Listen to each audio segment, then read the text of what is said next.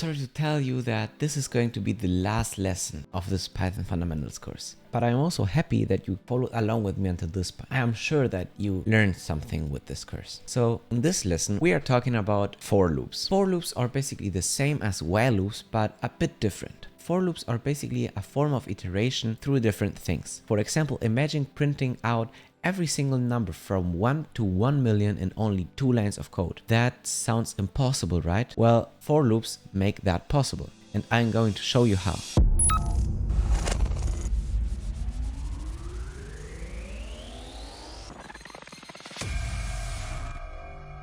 So this is basically how a for loop works. To start a for loop, we use the for word. Then we type an alias for the things that we are going to iterate through. The most common is an I. Then we type in, and then for example range in 1 through 11. This range here is going to give us every single number from 1 through 11. So 1, 2, 3, 4, 5, 6, 7, 8, 9, 10. The 11 is not included because the last number before 11 is 10. If we now say print I, we will get every single number. We will get 1, 2, 3, 4, 5, 6, 7, 8, 9, 10. But what is the I doing there? Well, we can replace the I, for example, with number, so it's more understandable. And what this does is it's simply a placeholder for number in range from 1 to 11. So for each number that is available, it will print out that number. So let's try this out. If we make that bit bigger, we get 1, 2, 3, 4, 5, 6, 7, 8, 9, 10 in just 2 lines of code. So what if we want to print all numbers from 1 to 1 million? 1, 2, 3, 4, 3, 1, 2, just like that, because that would be 1 million. In only 2 lines of code, we got every single number from 1 to 1 million.